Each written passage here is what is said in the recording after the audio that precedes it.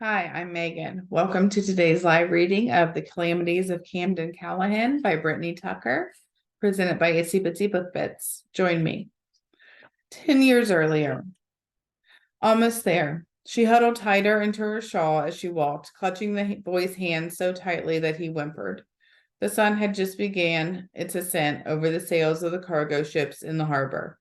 Fish merchants set up their stalls, mingling with the leftover nightlife, selling vagrants their supper at breakfast time.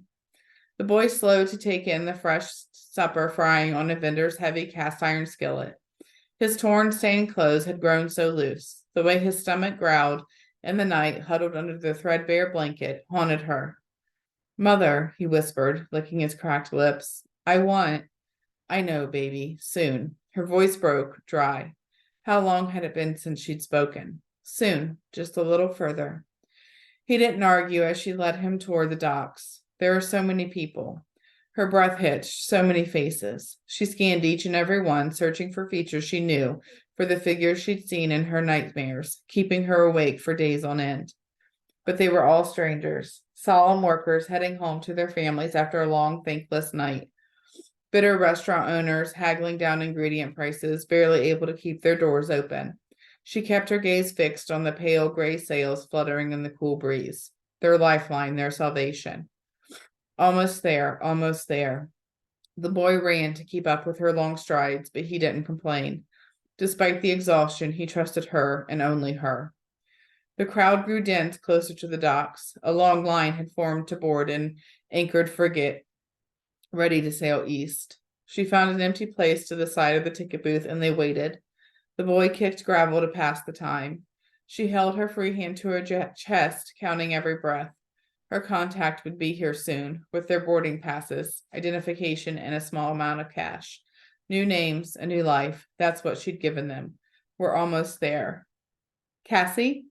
She startled at the sound of her name, one that she couldn't wait to leave behind. A stranger approached, and the boy scrambled to hide behind her skirts. She reached back and ran a hand through his sandy blonde hair. Yes? The stranger, heavily bearded and dressed as a common sailor, nodded as he slipped her a large, faded envelope. She took it, and he disappeared back into the crowd as quickly as he'd come. She exhaled, nearly crying in relief. We're going to make it. She slipped open the seal of the envelope, tipping it to spill the contents into her waiting palm. Instead of papers and bills, a single vellum letter waited for her. Her fingers shook as she flipped it open. Nice try. All feeling left her limbs. She pressed her back against the side of the booth. No, no, no, no. Mother, the boy tugged at her sleeve, his green eyes widening in terror. Booted footsteps creaked on the wooden dock. She glanced up in time to see a blade sinking into her gut. Once, twice, thrice. A high-pitched gasp escaped her lips. The pressure was enough to take her breath away. We were so close. The new stranger, dressed in black, held her panicked gaze as he gently lowered her to the ground. Leaning her back against the booth, he straightened, blood dripping from a thin dagger. In one smooth movement, he turned and squeezed the stunned boy's shoulder. Your daddy says he misses you. The boy swatted the man's hand away and spat. Tell him to burn. The stranger chuckled. I'm sure he'd love to see you burn. Hey, a gruff voice called across the docks. What the blazes is going on? The stranger fled, blending back into the shadows. Did you see that, Mother? The boy turned, smiling. Bless him. He thought he'd scared her attacker away. His eyes widened again, color draining from his golden skin when he noticed the blood leaking from her abdomen. He crumpled beside her, tears staining his cheeks. She couldn't breathe, drowning from the inside. She took his face in her red-stained hands. Get on that ship, Camden. Leave. No. He laid his head on her shoulder and sobbed. Oh, my sweet baby. She clutched him to her chest, breathing in whatever scent she could of his skin, his hair. Of the 1,000 nights she rocked him to sleep, of all the tantrums and skinned knees. What's all the fussing about? The voice belonged to a stocky, dreadlocked sailor. By his look and the pack of men behind him, he was a pirate, a captain. She managed a smile. God is good. Help! The boy rushed forward and grabbed the captain's hand, dragging him down to his level with surprising strength. Help her!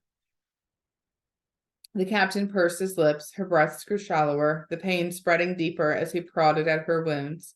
He sat back on his heels, wiping her blood on his trousers, and exhaled. You don't have much life left, hun. Sorry to say, nothing I can do. The boy let out a gurgling sob, but the ringing in her ears drowned him out. She gripped the captain's fingers. Are you getting on that ship, sir? No, he shook his head. I'm getting on my own. I was just meeting a friend. Here, she dug through the pockets of her gown until she found her small purse. Shaking, she dumped the contents into the captain's open palm. A thin diamond bracelet, a pair of ruby earrings, a few golden hair clips. All that she had left from the night. All she had left from what she'd taken the night they fled. She'd planned it perfectly. It would have been enough to feed them until they reached the far side of the ocean. Take these. She closed his hands, holding tight when he tried to pull away. She smiled lovingly at the boy. He's smart, strong. Take him with you. Somewhere his father won't find him. The captain had the decency to look saddened, still in her grip. I don't have room. Take him, she managed, breathless. Every inhale was a new knife to her heart. Promise me, keep him alive, give him a life far away from here. Promise me. What life he'd have with these men, she didn't know, but it would be better than here. Anywhere was better than here. The boy sobbed, clawing at her skirts as one of the other pirates restrained him. The captain glanced between them and sighed. Fine. He stood, gesturing for his crewmen to release him. Kid, say goodbye to your mama. No. The boy fell beside her, running his fingers through her hair over her face. I'm not going. I won't leave you. She stroked his cheeks before pulling the ring off her left hand and sliding it over his thumb. A lovely fire opal wreathed in golden leaves. He stared at it in confusion. She lifted his chin, both their eyes streaming tears. Don't lose that, she whispered. You might need it one day. He fell against her shoulder, trembling, and she kissed him one last time. Goodbye, Camden. Remember, I love you. Oh, her beautiful, sensitive, angry boy who never listened. But he'd always loved her, though. From the moment they laid him on her chest, he loved her, and only her. She hoped he wouldn't miss her too badly. Wherever he ended up, he would flourish, that he'd conquer every corner of the world. She nodded to the captain, and he threw the boy over his shoulder as he kicked and screamed. The boy continued to scream even after the pirates disappeared into the crowd. She stared at that space he'd been until his voice faded into the songs of the waves, gulls, and creaking stained hulls. No one bothered to help as she laid there against the booth, her mouth agape as she struggled against the Red Sea inside her lungs. We were so close. She took one breath, 2, 3, then her heart went still. So close. Chapter 1, Camden. Cam had done many things and worn many names, but never had he thought he'd become an old man's bloody paper pusher. This can't be it. He shuffled through a stack of papers littering the desk of his captain, the once glorious Edmund Rush. Cam tied back his hair with a bit of string to get it out of his face. I distinctly remember doing that shill job last week. Where's the contract? No idea. Rush glowered at him from his plush red armchair, dreadlocks loose over his shoulder, fingering the jade fishhook pendant he wore around his neck as he nursed a half-empty fifth of whiskey. An unused glass sat on the floor by his feet. How typical. $5. Rush's words were slow, his eyelids droopy. That's what's left. That's what they get. Cam tossed the papers at him. I can read. The last written invoice was 3 months ago. After that, what? There should be double this, triple. What did you do with all the money? Rush rubbed his temples and grunted. Spent it. On what? Why do I bother to ask? Cam glanced around at Rush's finely furnished cabin, at the hand-woven rugs and crystal chandelier. Blazes, even the booze he drank cost more than Cam made in a month. Rush honored him with eye contact. Do you think running a crew is cheap or easy? Cam rolled his eyes and Rush straightened in his chair, scowling. I've been burdened with the task of feeding you lot, not to mention the repairs on the ship, supplies, coins spent on the blasted healer when one of you catches something unsatisfactory. Have you ever thought of that? Why do I keep you lot alive? Rush took a long drag of his whiskey and smacked his fat lips. $5. That's what they get. You know what I think? Cam gave him a polite smile. Rush scowled. You're not going to be worrying about us much longer, not when your men leave you to rot for their $5. Rush ran his tongue over his yellowed teeth, eyes narrowing, unfocused. They can try, they won't get far.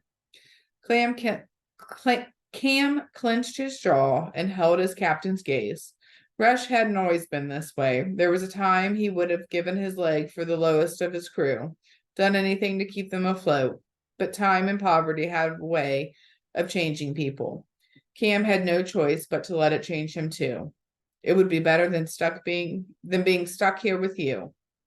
Rush's thick black brows furrowed, then he spat, "Get out." Cam snatched the bag of coins off the desk and bowed. As you wish. If only I could promise good tidings to come and not woeful tales of mutiny. Get out, Barnes, now, Rush growled.